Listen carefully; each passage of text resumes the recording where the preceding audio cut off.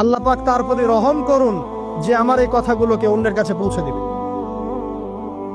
নবীজির ভাষণ। এরপর নবীজি বলছেন, জেনে রাখো নিশ্চয়ই তোমাদের পরস্পরের, মুসলিমদের পরস্পরের সম্পদ, পরস্পরের রক্ত, পরস্পরের এই যে জান মাল ইজ্জত, এগুলো একে অপরের জন্য হারাম। মুসলিমদের পরস্পরের রক্ত, পরস্পরের ইজ্জত সম্মান একে অপরের জন্য হারাম। এর হানি করা একে অপরের জন্য হারাম। ঠিক যেমন আজকের এই দিন হারাম, এই শহর হারাম, এই মাসও হারাম। নবী করিম সাল্লাল্লাহু আলাইহি ওয়াসাল্লাম বলছিলেন, জেনে রাখো তিনটা বিষয়ে যেন তোমাদের অন্তর কখনো খেয়ানত না করে। তিনটা বিষয়ে তোমাদের অন্তর যেন কখনো খেয়ানত না করে। এক, তোমরা যে কাজটাই করবা শুধু আল্লাহ পাকের সন্তুষ্টির জন্য করবে। তোমরা যে কাজই করবে শুধু আল্লাহর সন্তুষ্টির জন্য করবে। তোমাদের শাসক বর্গের কল্যাণ কামনা করবে। তোমাদের শাসক বর্গের কল্যাণ কামনা করবে। 3 নাম্বার, মুসলিমদের জামাতকে আঁকড়ে ধরে রাখবে। মুসলিমদের ইউনাইটেড কমিউনিটিকে আঁকড়ে ধরে থাকবে। এই তিনটা বিষয় পালনের ক্ষেত্রে তোমাদের অন্তর যেন খেয়ানত না করে। এদিন সূর্য ঢলে যাওয়ার পরে নবী সাল্লাল্লাহু আলাইহি ওয়াসাল্লাম আরো বললেন, শুনে রাখো হে মানব জাতি, এটা ভালো করে শোনেন, শুনে রাখো হে মানব জাতি, নিশ্চয়ই আমি মুহাম্মদ সাল্লাল্লাহু আলাইহি ওয়াসাল্লাম জাহেলি যুগের যত কুপ্রথা আছে সমস্ত কুপ্রথাকে আমার পায়ের তলে পিষ্ট করে গেলাম। জাহেলি যুগে কি ছিল ভাই? শিরিক ছিল, সুদ ছিল, মাদক ছিল, নারীর অবমাননা ছিল, কন্যা সন্তানকে দাফন করা হতো, রক্তক্ষয়ী, হানাহানি, মারামারি, কাটাকাটি ছিল। এগুলো সবকিছুকে আমি আমার পায়ের তলে দাফন করে গেলাম। এটা কি দাফন হয়েছে? তিনি বলছেন, নিশ্চয়ই আমি জাহেলি যুগের সুদকে আমার পায়ে তলে পিষ্ট করে যাচ্ছি। সর্বপ্রথম যার সুদ আমি পিষ্ট করছি তিনি হচ্ছেন আব্বাস ইবনে আব্দুল মুত্তালিব, আমার চাচার সুদ। নিজের পরিবার থেকে দৃষ্টান্ত স্থাপন করলেন। তিনি আরো বললেন, হে উপস্থিত জনগণ, তোমরা মেয়েদের ব্যাপারে সতর্ক থাকবে এবং তোমাদের স্ত্রীদের ব্যাপারে সতর্ক থাকবে, তাদের হকের ব্যাপারে সতর্ক থাকবে, কেননা তোমরা তাদেরকে আল্লাহর কালিমার মাধ্যমে হালাল করে নিয়েছো। অতএব তাদের ব্যাপারে তোমরা সতর্ক থাকবে। তোমাদের উপর তাদের হক হচ্ছে তোমরা যা খাবে, যা পরবে, তাদেরকেও তাই খাওয়াবে, তাই পরাবে।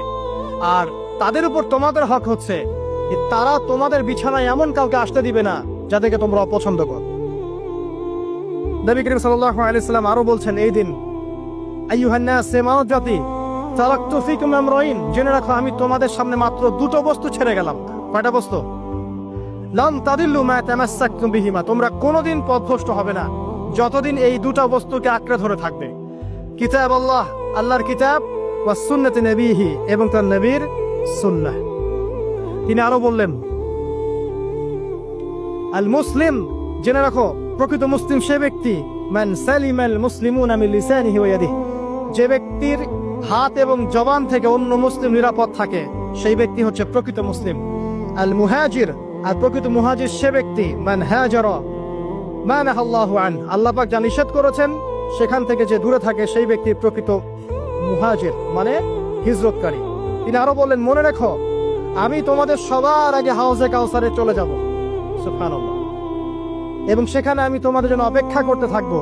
অতএব শোনেন, অতএব তোমরা আমার চেহারাকে কালিমালিপ্ত করো না, মানে আমার চেহারায় কালিমালিপ্ত করো না, আমার নাম নষ্ট করে দিও না। আমি তোমাদের সংখ্যাধিক্য দেখে আল্লাহর কাছে গর্ব করব, আমাকে তোমরা অপমানিত করো না। আজকে কি আমরা তার দায়িত্ব পালন করে উম্মাহ হতে পেরেছি? নবীজি বলেছেন, তা আমার চেহারাকে কালিমালিপ্ত করো না, সুবহানাল্লাহ। তিনি বলছেন, ওই সময় কিছু মানুষ থেকে আমি মুক্ত হয়ে যাব আর কিছু মানুষ আমার থেকে মুক্ত হয়ে যাবে। বলা হলো, কারা ইয়া রাসূলুল্লাহ? তিনি বলছেন, আল্লাহ পাককে আমি বলবো, ইন্নাহুম মিন্নি, হে আল্লাহ এরা আমার উম্মাহ, এরা আমার উম্মত, আমার সাহাবী। আল্লাহ পাক বলবেন, ইন্নাকা লা তাদরি মা আহদাসা বা'দাক, তুমি জানো না হে নবী, তোমার মৃত্যুর পর এই মানুষগুলো, পরবর্তী মানুষগুলো তোমার দিনের মধ্যে কত বেদাত সংযোজন করেছিল। তিনি আরো বলেছিলেন, হে জনগণ, জেনে রাখো প্রত্যেক পরিবারের জন্য প্রতি বছর একটা করে পশু জবাই করার বিধান। প্রত্যেক পরিবারের জন্য, সামর্থ্যবান পরিবারের জন্য প্রত্যেক বছর একটা করে পশু জবাই করার বিধান রয়েছে। তিনি আরো বললেন, মনে রাখো একজনের অপরাধের শাস্তি আর একজন কখনো পাবে না। আর বাবার দোষে ছেলে কখনো দুষ্ট হবে না, ছেলের দোষে বাবাও কখনো অপরাধী হবে না। তিনি আরো বললেন, জেনে রাখো হে মানব জাতি, নিশ্চয়ই শয়তান এই বিষয় থেকে নিরাশ হয়ে গেছে যে তোমরা শয়তানের ইবাদত করবে। শয়তান নিরাশ হয়ে গেছে, কিন্তু শয়তান নিরাশ হয়নি একটা বিষয় থেকে, যে তোমরা একে অপরে হানাহানি, কাটাকাটি, ফিতনা, ফাসাদে ব্যস্ত থাকবে, যেমনটা এখন আমরা করছি। আমরা কিন্তু সরাসরি কখনো শয়তানের ইবাদত করছি না, করছি? মুসলিমরা এখন পরস্পরে হানাহানি, কাটাকাটি, ফাসাদে লিপ্ত আছে। তিনি আরো বললেন যে একজন মুসলিমের জন্য হালাল নয় অন্য মুসলিমের সম্পদ আত্মসাৎ করা, যতক্ষণ না সে স্বেচ্ছায় খুশি মনে তোমাকে সম্পদ প্রদান করে। অতএব তোমরা একে অপরের প্রতি জুলুম করবে না। তিনি আরো বললেন, সাবধান, আমার ইন্তেকালের পরে তোমরা একে অপরের গর্দান উড়িয়ে কাফের হয়ে যেও না।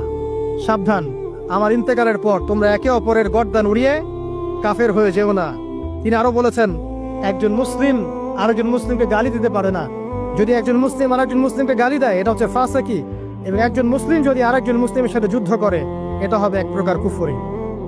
তিনি আরো বলেছেন, হে জনগণ, জেনে রাখো, আমার পরে কোনো নবী নেই, আর আমার পরে তোমরা ব্যতীত আর কোনো উম্মত নেই। এর চেয়ে স্পষ্ট কথা হতে পারে?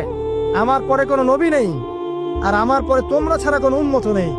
তাহলে আমরা যখন নতুন নতুন নবী বানিয়ে নিচ্ছি, কোন কোন ক্ষেত্রে বলছি একজন ব্যক্তি ছিলেন, সে নিজে ঈসাও ছিল, সে মাহদিও ছিল, সে নবীও ছিল।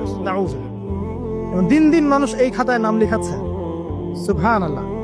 সর্বশেষ তিনি বললেন যে যদি তোমাদের উপরে, হে মানব জাতি জেনে রাখো, যদি তোমাদের উপরে একটা নাক কাটা কালো কুৎসিত কোন আমির বা শাসকও চলে আসেন, এবং সে যদি তোমাদেরকে আল্লাহর রাস্তায়, আল্লাহর কিতাব সুন্নাহ অনুযায়ী পরিচালিত করেন, তোমরা অবশ্যই তার আনুগত্য করবে, তার বিরুদ্ধে বিদ্রোহ করবে না, তার আনুগত্য করবে। জেনে রাখো, শেষে তিনি বলেন, জেনে রাখো হে মানব জাতি, আজকে থেকে কুল্লুকুম মিন আদম, তোমরা সবাই আদম সন্তান, ওয়া আদামু মিন তুরাব, আর আদম হচ্ছে মাটির সন্তান। আরবের উপর অনারবের, অনারবের উপর আরবের, সাদার উপর কালোর, কালোর উপর সাদার, লালের উপর কালোর, অথবা কালোর উপর লালের কোন রকম প্রাধান্য নাই।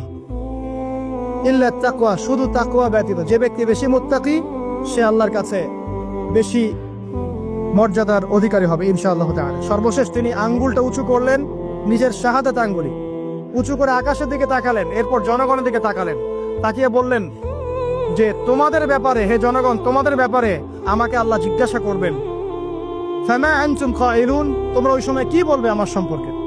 তখন সাহাবীরা বললেন, আমরা বলবো যে আপনি বাল্লাগতা রিসালাতাক, আপনি আপনার রিসালাত পৌঁছে দিয়েছেন, ওয়া জামানাতাক, আপনার আমানত পূর্ণ করেছেন, ওয়া নাসাহতা উম্মাতাক, এবং আপনি আপনার উম্মতকে নসিহত করেছেন। এরপরে তিনি আকাশের দিকে তাকিয়ে বললেন, আল্লাহুম্মা ফাশহাদ, হে আল্লাহ আপনি সাক্ষী থাকেন। আল্লাহুম্মা ফাশহাদ, হে আল্লাহ আপনি সাক্ষী থাকেন। আল্লাহুম্মা ফাশহাদ, হে আল্লাহ আপনি সাক্ষী থাকেন যে আমি আমার দায়িত্ব পৌঁছে দিয়েছি। এরপরে নাজিল হলো, আল ইয়াউমা আকমালতু লাকুম দীনাকুম ওয়া আতমামতু আলাইকুম নি'মাতি ওয়া রাদিতু লাকুমুল ইসলাম দীনান। এই হলো বিদায় হজ, আজকের এই আরাফার প্রেক্ষাপট। আমরা কতজন এটা নিয়ে চিন্তা করেছি? 1 মিনিট একটু বলে শেষ করি। দেখেন, শেষ ওসিয়ত যেগুলো হয় মানুষের, এটা খুব হৃদয় বিদারক হয় না? বাবা ইন্তেকাল করছেন, সন্তানের জন্য ওসিয়ত করে যাচ্ছেন, মাকে দেখিস, ইত্যাদি ইত্যাদি। হৃদয় বিদারক হয় না? মানুষ সারা জীবন মনে রাখে না? বাট আমরা আমাদের এই ন্যাশন, এই উম্মা, নবী সাল্লাল্লাহু আলাইহি সাল্লাম উম্মা বলে আমরা যারা দাবি করছি, আমাদের মধ্যে বেশিরভাগ মানুষ নবী সাল্লাল্লাহু আলাইহি সাল্লামের শেষ এই নসিহতগুলো ভুলে গেছি আমরা।